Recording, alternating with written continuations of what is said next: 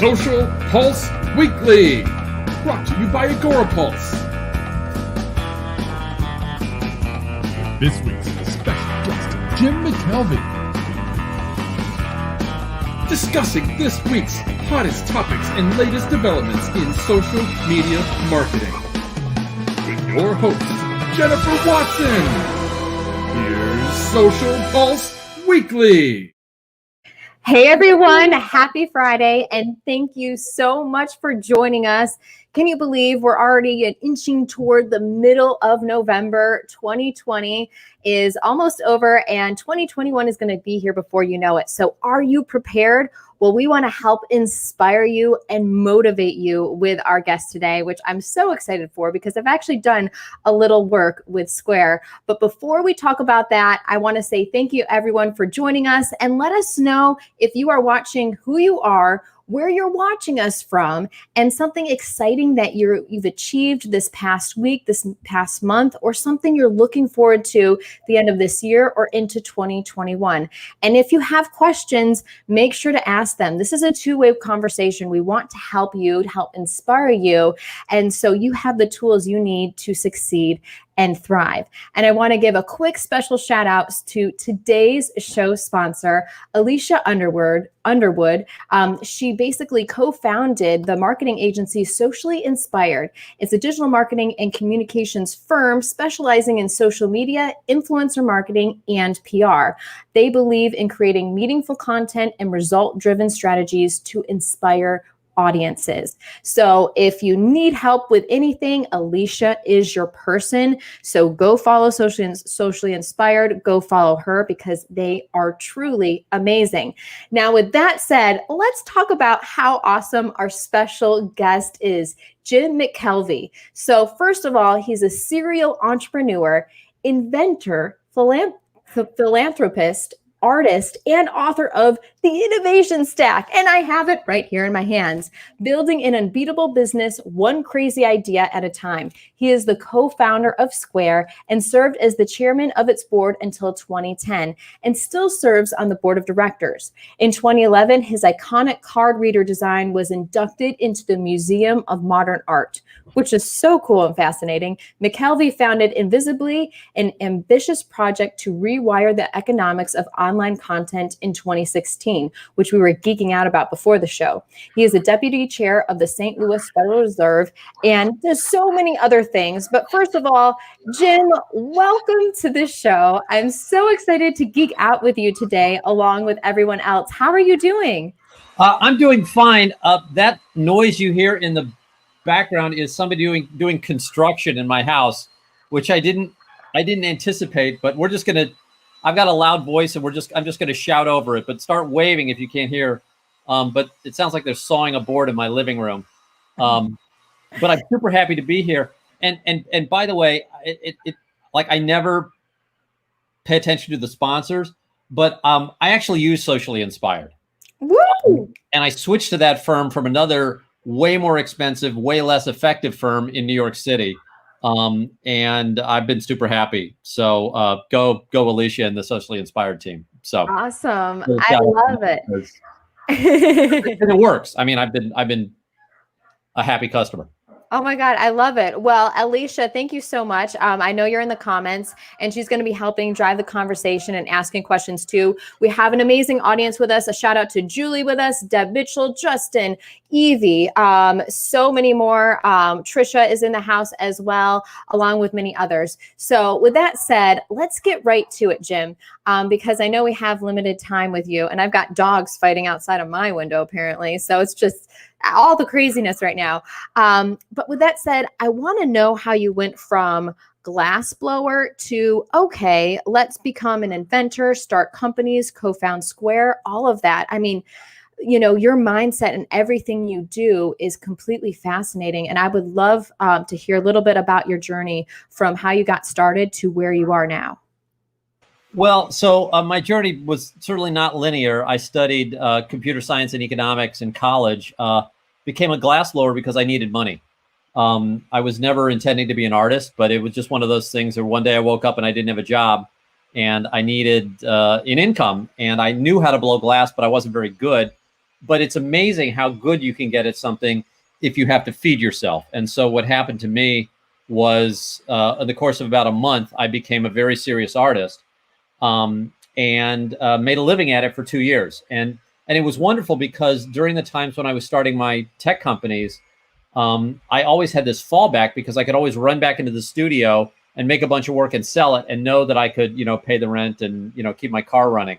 So it was always this thing that I did, first out of necessity and then out of love.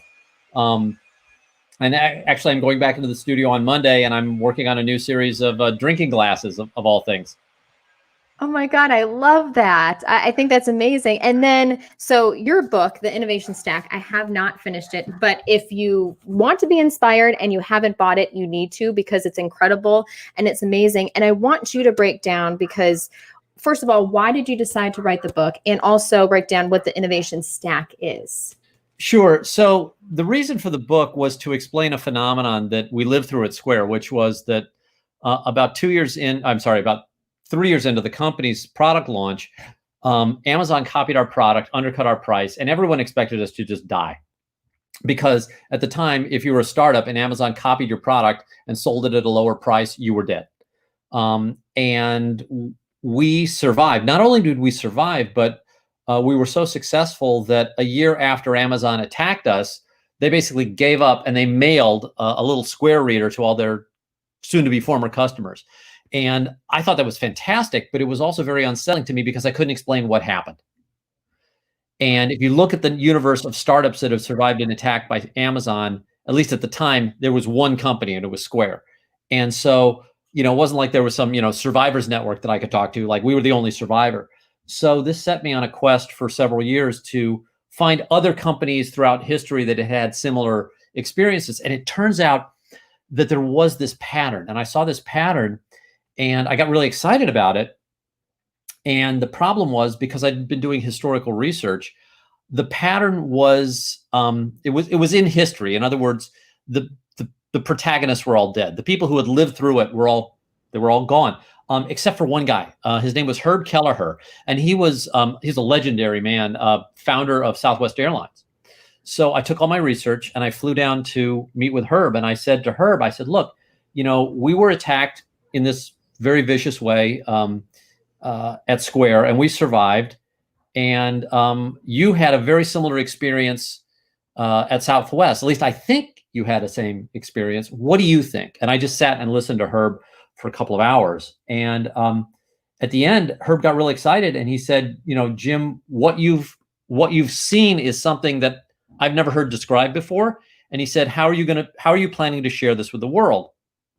And I thought about it, and I was like, well, I guess I have to write a book, because a book is a good way to get ideas out. But the basic idea is this.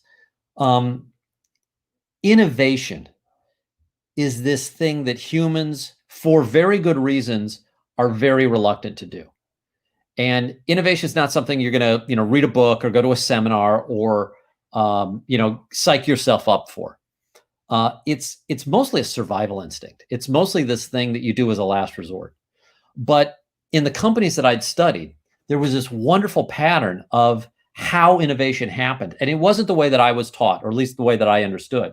So I thought about it, and that's what became this book. Although, in truth, it's not this book. I actually wrote a cartoon. Like, I wrote a graphic novel, because when Herb, sort of inspired me to do this work, I thought, I don't want to write a business book, because business books they're boring, they're horrible. And I didn't want to put another body on that pile.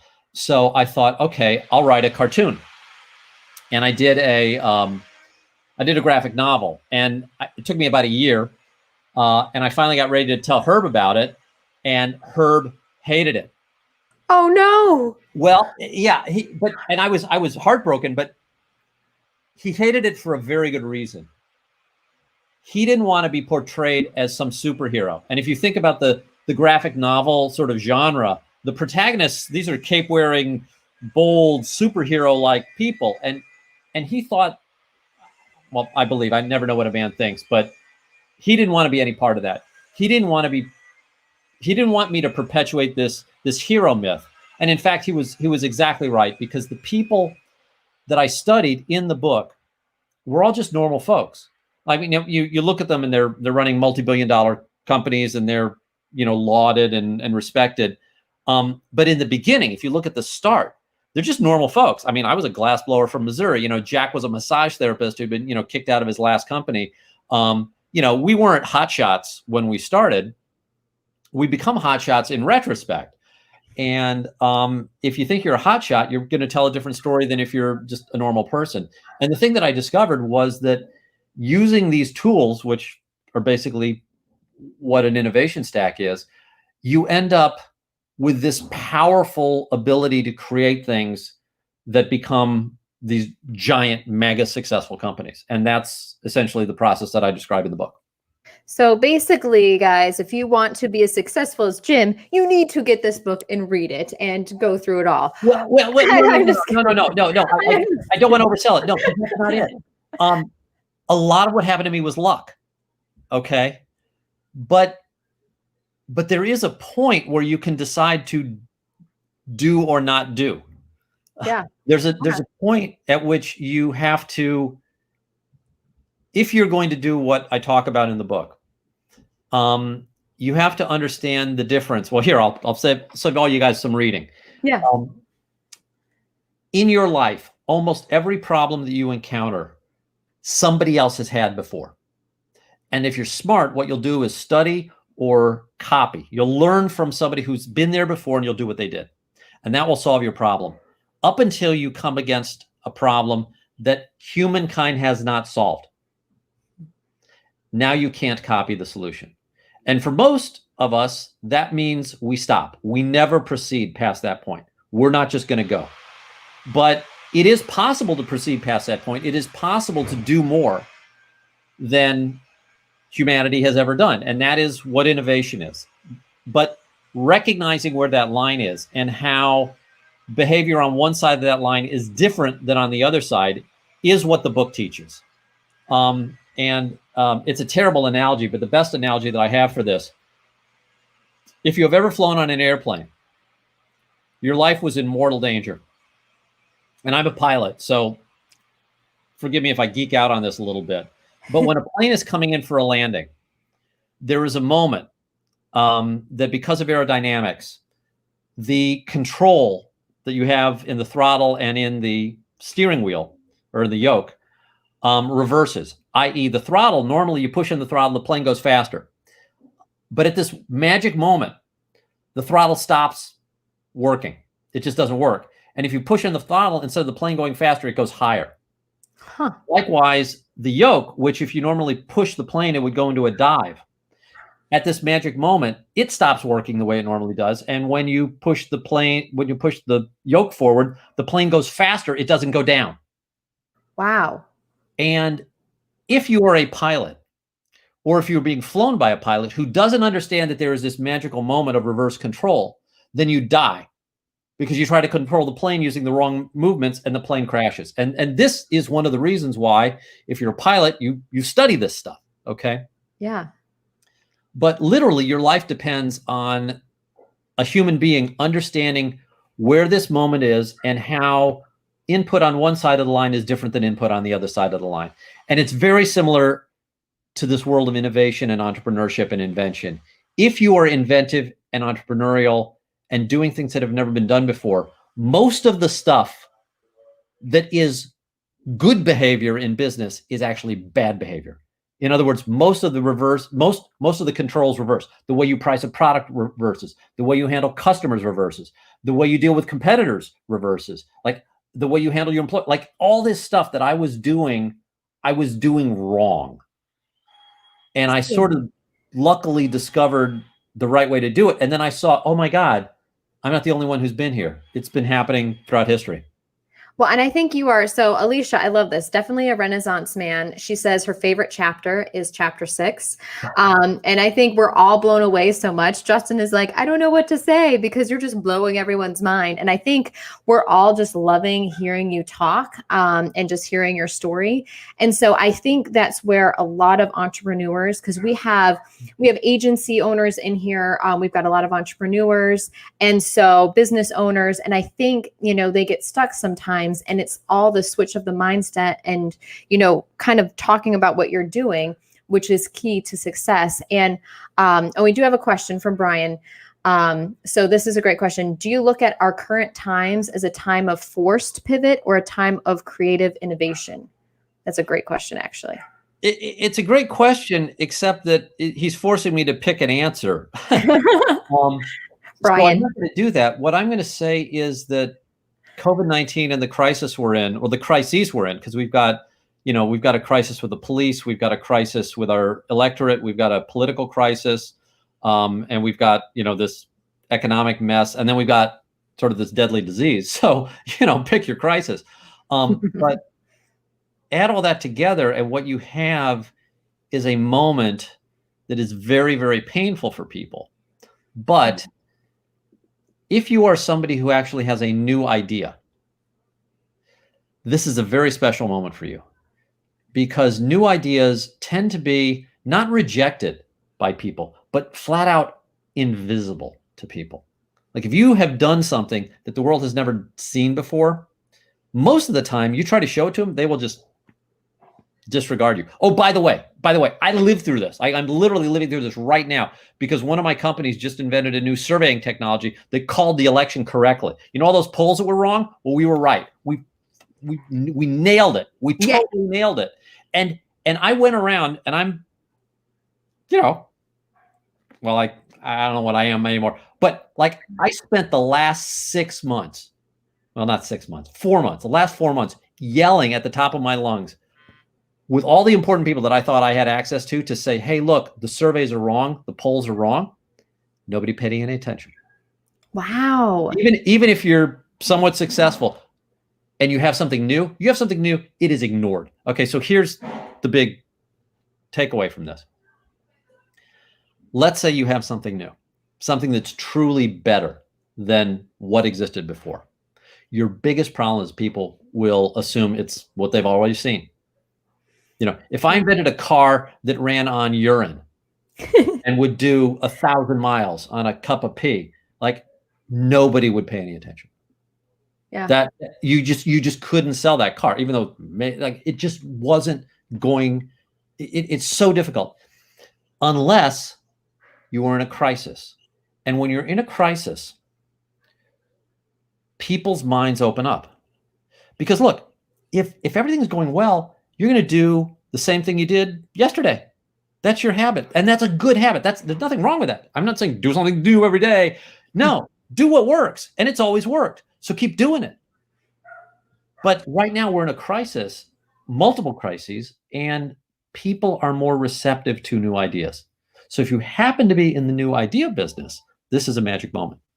And I think everyone here needs to understand that, because I think a lot of people are like, okay, business might not be as high as it usually is, or, brick and mortar stores, especially those many in Europe are on lockdown again. I think people are unfortunately getting in the mindset of like gloom and doom, but spinning that differently, right? When you have an idea and during this time, people will listen more than ever, I think is huge and amazing. And people need to switch to that mindset of thinking, okay, you can still thrive. I've had several different friends have their best year ever during a crisis, because they, instead of just stopping and halting and being paralyzed by what's going on, they've been innovative and thinking of things and trying new things.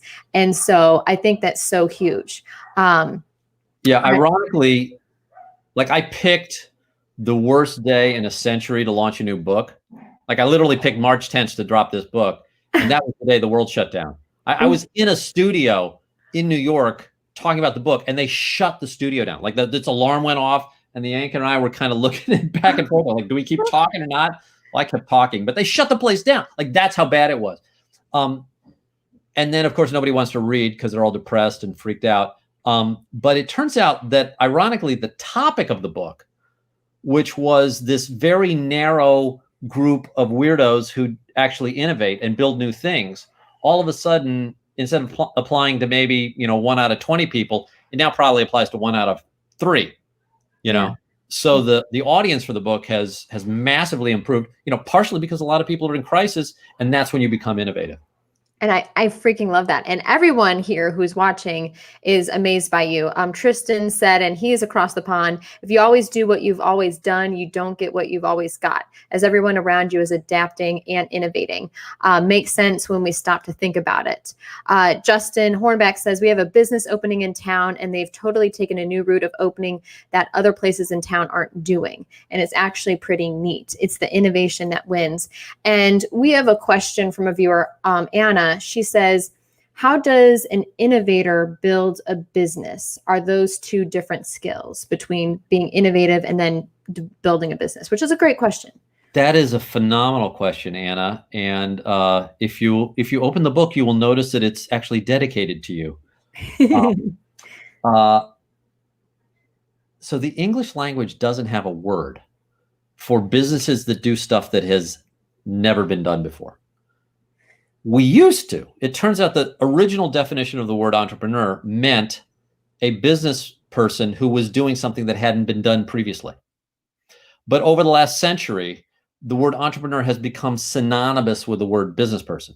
So if you open a coffee shop, we call you an entrepreneur. If you open a car that runs on urine, I don't know what, that's a terrible analogy. This is a problem when I don't go to the bathroom before an interview. But you can go if you need. Sorry, no. It's like, why my mind going there? It's like, oh yeah. But anyway, like the point is,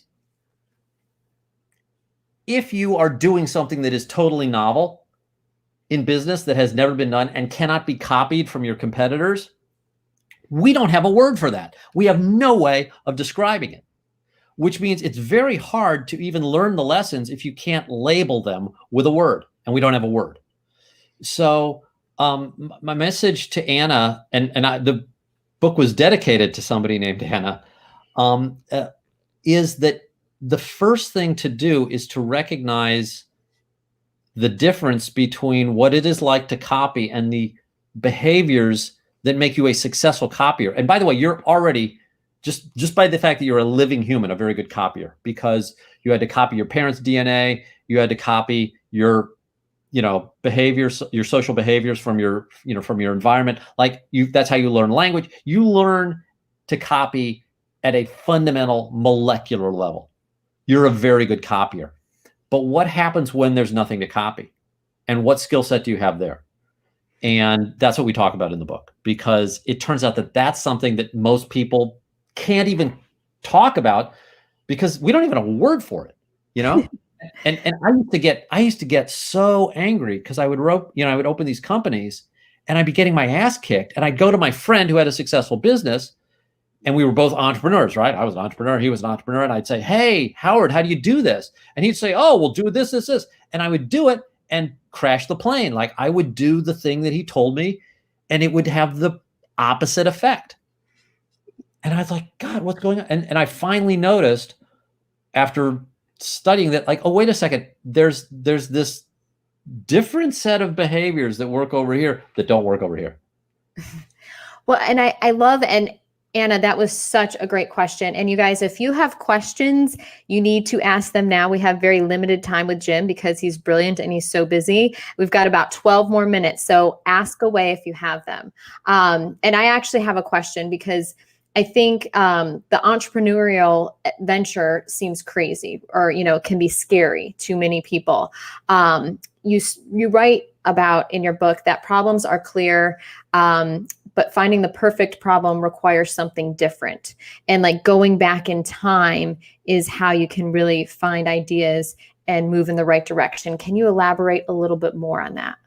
So I coined this term in the book called the perfect problem because I needed to differentiate what an entrepreneur does.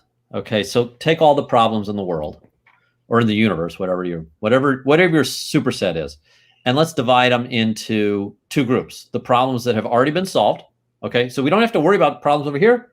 This has been solved. Okay, so let's talk about the interesting stuff, which is the unsolved problems. That's more interesting than stuff that we already know how to do.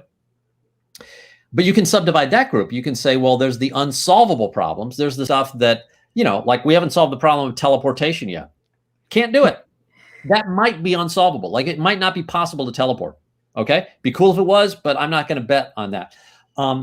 There are then, though, unsolved but solvable problems. In other words, if we apply ourselves correctly, if we do the right things, take the right risks, make the right investments, those can be solved. They haven't been solved yet, but they can be. And that's the focus of entrepreneurs. That's what we dedicate ourselves to. We don't do what's already been done. Leave that to the business people. Business people, you want to have a business, copy it. Fine, you make a bunch of money. Who cares? Or no, enjoy it. I mean, make a bunch of money. It's cool.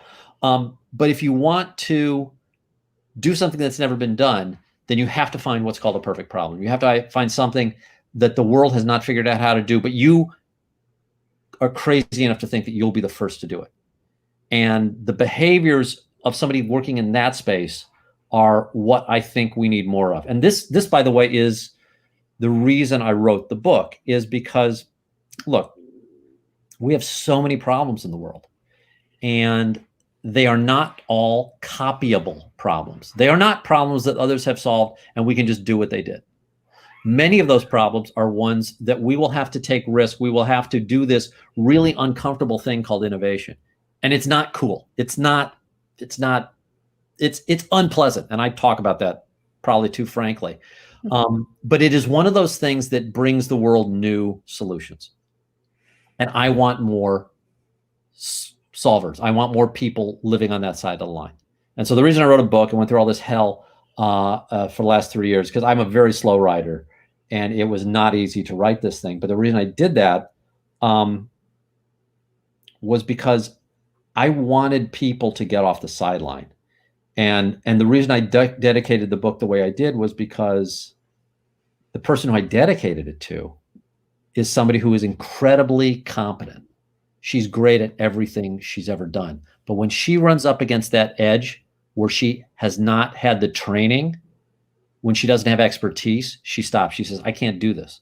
I can't proceed because I'm not qualified. And my point to her is this. You're right. You're not qualified. But nobody is qualified to do something the first time it's done in human history. Okay? The Wright brothers flew an airplane. They weren't qualified. They couldn't be because humans hadn't flown before. You can't be qualified the first time. Every piece of progress that humanity has ever made has been made by an unqualified person. That is a great quote right there. And that kind of is basically you're answering the question that I was just going to ask. And then Alicia has a great one too. We also have Brian already buying your book on Amazon right now. It's right here, the Innovation Shack. So, it's been a good Friday. Yes, happy Friday, guys. Like seriously, you need to. I haven't finished the book yet. But you talk about exactly what you just said about being an expert. I think people, even just in general success, they feel like they have to be the expert to be innovative, and they can't do something if they don't know everything about it. But you basically, and I love how what you said, if there's a new road you're paving and no one's ever been down it, how can you be an expert, right? You're going to create that path. And is there anything else you'd like to say about that? Just that don't doubt yourself. And what I mean by don't doubt yourself is you should have worry and fear and all that other stuff. I'm not saying all that crap. What I'm saying is that you are the way you are. We are the way we are for very good reasons. Okay.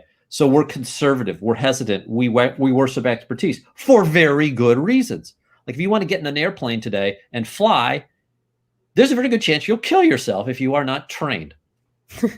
Don't fly a plane without proper training. That would be stupid. Okay. But you can't be an expert in something that's never been done. So learn to recognize those moments in your life when your fear response kicks in an inappropriate way. In other words, you're sitting there saying, I can't do this because I'm not an expert. But in fact, nobody can be an expert at the new. And I think there's so many good quotes from you, Jim. And this is such great advice.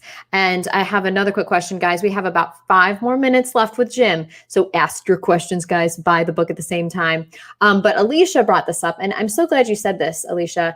And this is a great question. How important is discipline when it comes to solving a problem or being an entrepreneur? I think that's a struggle too. I think many of us, we have ideas, but it's easy for other things, with family and everything else to get in the way. But finding that focus and just making it happen.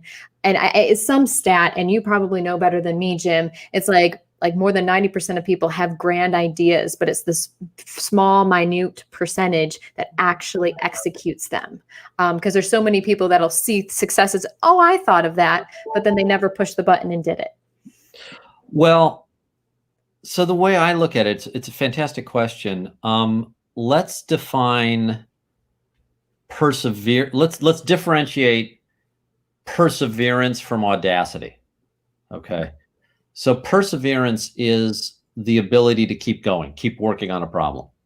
And that's pretty much universally respected. Like, we want our kids to have grit and to keep going. And we worship people who, they kept going, even though the odds were against them, they keep going. Look, that's super important. But what if you're like the rest of us, you don't have all that much of it? Because I'm kind of a lazy person. But I make up for it with this little trick. And the trick is audacity. And the audacity is to choose problems that are so crazy big that once you commit to solving them, you don't really need perseverance, because you are in such turmoil. There's so many things that are trying to kill you that it's just survival instinct. So whereas I'm pretty much of a lazy person, I'm also somebody who puts myself in mortal danger fairly often. And I refuse to die. Now, I mean, literally, I don't do that. Well, I guess I do a little bit because I fly planes. But I mean, at least in the business sense, what I will tend to do, because I'm not terribly well motivated, is I will only pick problems that I deeply care about and work on those. And because I care about it, I keep going. And therefore, I don't have to have very good motivation or perseverance, because I know people are really, really disciplined, and I'm not that disciplined. But you can get around having to have that much discipline if you have the audacity to pick something that's really huge. And along with that, kind of something that you love, that you're passionate about, because if you do that, you will continue going. Love or hate. Oh. Love or hate. Hate's a great motivator. I hated banks when I started Square. I didn't start Square out of love. It wasn't like, oh, I love the idea of enabling merchants to get paid. No, it was like I was a merchant and I hated what the banks and credit card companies were doing to me. It was a negative thing. I'm sorry. Jack had a bunch of love, and I was the yin to his yang, or whether that. But the point is, it doesn't have to be love. It doesn't have to be love at all. It just has to be strong. Respect your emotions and recognize that there's certain problems that you care about and others that you don't. And try to pick the ones you care about, because then you get this extra bonus of energy. And that's so true. And you guys, we've got 2 minutes before 35 after, Jim. So I'm going to say, Anna had one more question, and then that will wrap up with just anything final words you want to say, Jim. But Anna said, can you speak to businesses that utilize a team for launching? That was her question. I don't really understand the question, but I'll try to make something out of it, since it's the last one I get. Utilize a team. I think everyone's going to utilize a team. I don't know any businesses that have been solo operations. Yeah. I've never been successful solo ever, but I've never tried. I have to have partners, because I'm so deficient in certain areas that I have to immediately supplement my weaknesses with other people's strengths. So I would always encourage you to be part of a team that is, sort of complementary to your weaknesses, and complementary to your strengths too, hopefully. But I think the gist of the question is, how much of this should I try to do alone? How far do you have to walk alone? And the answer is, nobody knows. That's the hard thing about entrepreneurship. If you're doing something that hasn't been done before, you don't get the security of having some 7-point checklist that says, oh, if I just get through, points 5, 6, and 7, I'll be done. Yeah. And we've been trained as people to want guarantees. We've been trained to expect definitive outcomes, and we want the election to be counted in a day. Like, we just want these things that sometimes are impossible to have, or not knowingly possible to guarantee. And so, yeah, it does feel very lonely. Like, if you're doing something that hasn't been done before, you're probably going to be on, at most, a very small team, because in the early days, no one's going to believe you. People think you're nuts. People who like you and love you and want to protect you will tell you not to do that, because they'll say, Jennifer, what the hell are you doing? You're going to get yourself in trouble. Or they'll say, Anna, come back to the flock. Like, we want you here. It's safe here. And why the hell are you out there where it's dangerous? Like, that's just how people who love you behave. But ultimately, it's going to hold you back if you're doing something new, because the world doesn't encourage you to do something new until it already works. This is true.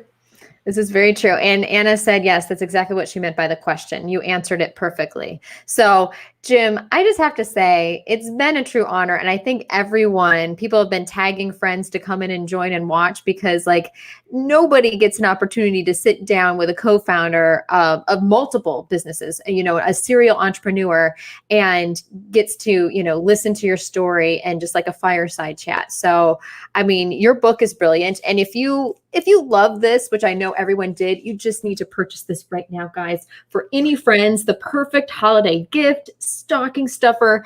I mean, just for everyone, buy multiple, but for your entire team, actually. You know what I think is a great idea for any business owners out there, or even recommend this to your boss so he can buy it for you guys, is buy this for every member of your team, because they will be blown away. Brainstorming sessions, all of that will be that much more productive. I promise you, and then some. So with that said, Jim, I just want to say thank you seriously so much for taking time. You are incredible. You're brilliant, so inspiring. And I'm so glad that I actually had a small opportunity to work alongside one of your amazing companies. Jennifer, thank you so much. It's been super fun. And there were wonderful questions. I wish we had more time, but we don't, because I got to go to the next thing. So yes, thanks, and best of all. Awesome. Thank you, Alicia. Thank you so much as well. And we're actually going to continue this once Jim jumps off. We're going to talk about some of the social media news this week, and then we're going to talk about trivia as well. We still have trivia, guys. So really quick, stay with me, guys. It's awesome. Let's geek out for just a few minutes. We're going to talk about how TikTok tests new Learn feed to boost educational content on the platform. So TikTok is really kind of honing in on their hashtag Learn on TikTok program. So that is something big. And basically our guest that we had from the Met office at the BBC last week, they actually have been partnering with TikTok and their Learn on TikTok program. But they are expanding this program now. They first announced this back earlier this year in May, but they are now testing a dedicated Learn stream of videos within the app, which I think is really cool. And basically it would be an alternative to the current following and for you streams, giving TikTok users access to a dedicated vertical scrolling flow of the platform's educational video clips. So it's currently in testing. So not everyone has this, but it looks to hopefully be part of an expansion and probably even more. Their Learn on TikTok program is being funded through TikTok's $50 million Creative Learning Fund, which was announced earlier this year as part of their broader $250 million commitment to assist with the impacts of COVID. So I think this is awesome. This is neat. And a lot of great things are going to come from this.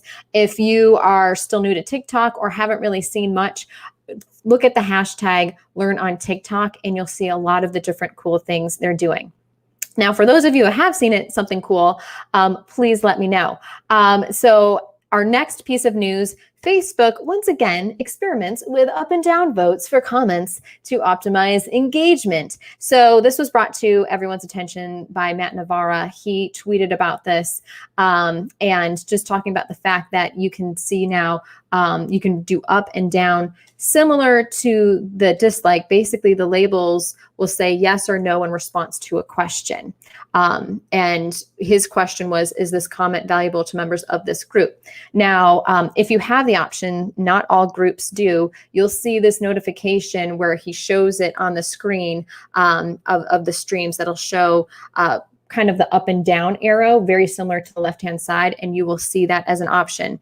Now, the interconnected arrow is a new format for the option, while Facebook also allocates a point system for your response, though it doesn't register which members of the group have voted. So they've tried this in the past. We'll see if this continues to work, but I'd be interested to know if you have this feature or not. You know how it is. Facebook sometimes doesn't give you all the features. So we're keeping a close eye on that and checking in our groups as well. Last but not least, so LinkedIn, I feel like all the social channels, especially during what's going on this past year, they're really trying to help businesses impacted, groups, and everything else. LinkedIn is now driving impact for organizations that empower underrepresented communities. So they want to get goals, tips, and online courses to help your organization engage underrepresented groups virtually. So this is helping with diversification. And so if you go to the link about.linkedin.com /DIBS, you will see all the different tools they have for you. And this is a great resource for any company, entrepreneur, just to read and look into and follow. They're excited to launch their All In, which is an initiative that delivers relevant self-service tools and resources to our diversity and inclusion partner organizations, keeping them virtually connected to the communities they serve. So, and a lot of, like I said before, social media tools have been doing this throughout the entire year, but this is another way that LinkedIn is improving this and trying to provide tools and ways that your business or you yourself can get some more education on those topics. So great job to LinkedIn. And with that said, let's geek out on some trivia. Who's ready for trivia? Give me a thumbs up if you are ready for trivia in the comments. I want to know. And give me a thumbs up if you love Jim, because Jim is absolutely fantastic. I don't know about you, but I am incredibly inspired. But actually, before we get to trivia, we do have a special video, because something we try to do here at Agorapulse is provide the most amazing customer service that we possibly can. That's our biggest goal. We try to help you whenever we can. And, you know, if you're a customer, we will do anything we can to fix any kind of situation if one arises. And with that said, we just have just a fun little video for you guys.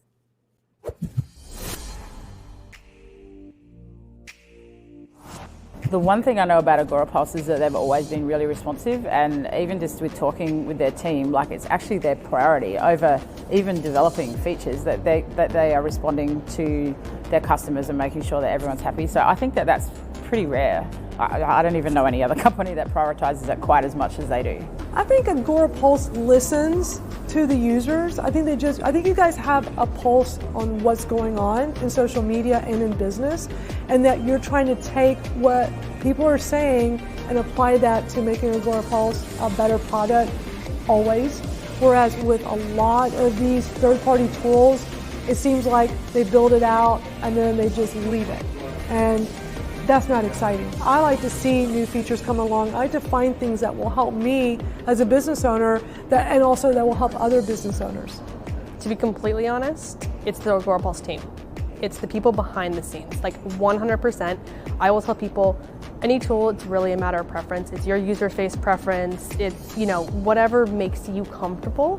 The entire team behind the scenes, to me, is the selling point in terms of working with a great company that you know you can rely on. The team at Agorapulse is also super to work with. They're really responsive. They're a great group. It's high-powered, yet it's also affordable, and that's a combination I can get behind. If you haven't used Agorapulse yet, check it out.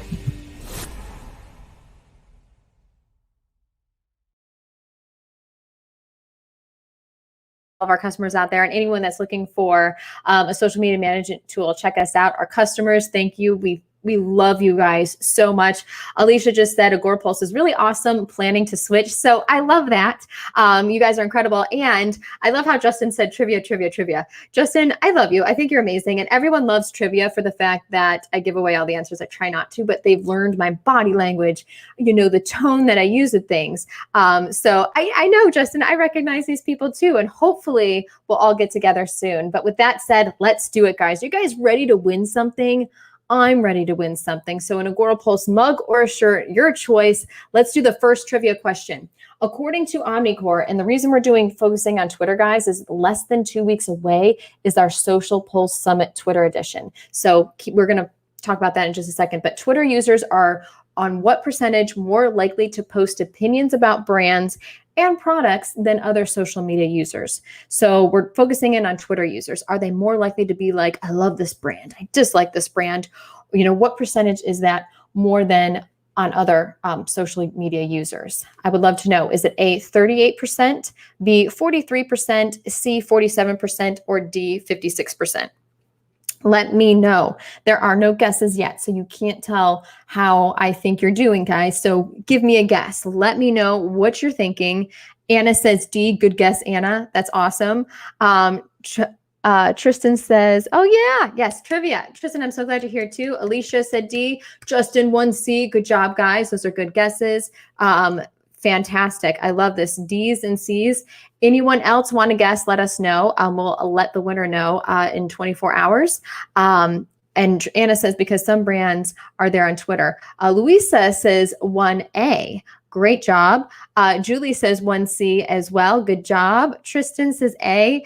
I love you guys. You guys are fantastic. I'm not allowed to be on screen anymore. All right. So with that said, let's go to the second question. D was a great answer and the other ones were just good job. Got it. Actually, it was the opposite if you really paid attention to what I said. Two people have it right. I think. Yes, two. Okay, let's go to the second question. Oh my God, I love you, Mike. This is amazing. So, okay, according to Omnicore, so this is fun. We love having fun. Tweets with GIFs get what percentage higher engagement than those without? Tweets with GIFs get what higher percentage than those without? Is it 35%, 45%, 55%, 65%? How many of you use GIFs? Give me a thumbs up if you use GIFs because they're super fun.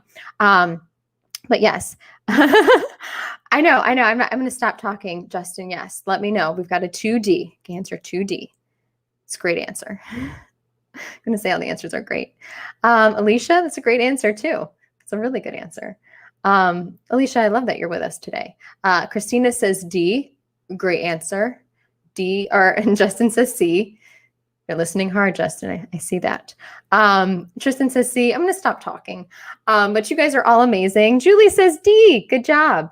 You guys are fantastic. Great responses. Great answers. And we will let the winner know after 24 hours. Alicia, I think you're really fun too. And Deb, agency chat on Thursdays yesterday. If you haven't joined our agency chats, you definitely need to because they're Thursdays at 2:00 Eastern. Eric Fisher says, thanks for playing. Eric, I love you.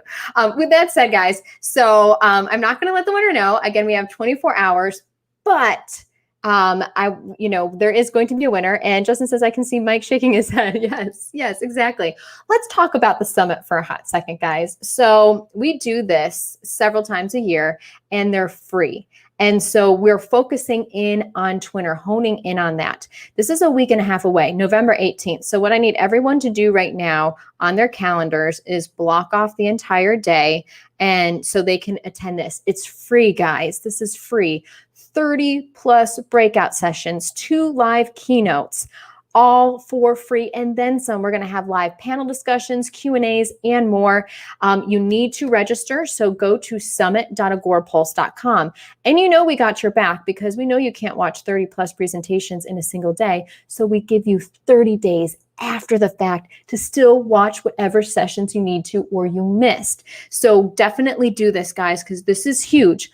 Along with that, to watch the 2 keynotes, they're going to be live in our Facebook group, Social Pulse Community. So you need to join Social Pulse Community if you haven't already. We have a lot of geeky fun in there. You can ask your questions, but do that so you can watch the live keynotes. So you guys, before you leave your workplace, though you're not at workplace, you're at home, but before you stop working for the day, make sure you register for the summit, check, and make sure you're a member of our Facebook group, Social Pulse Community. I'm giving you guys those 2 assignments. So then next week, I better hear from all of you that a thumbs up, you're registered. But with that said, we love you guys. We think you're amazing and incredible. And I just want to say thank you always for all of your support and everything else. We hope you stay inspired. And if there's any way that Agora Pulse can ever help you, let us know. We are all ears. With that said, cheers to the weekend, and we'll see you guys back next week. Bye, guys.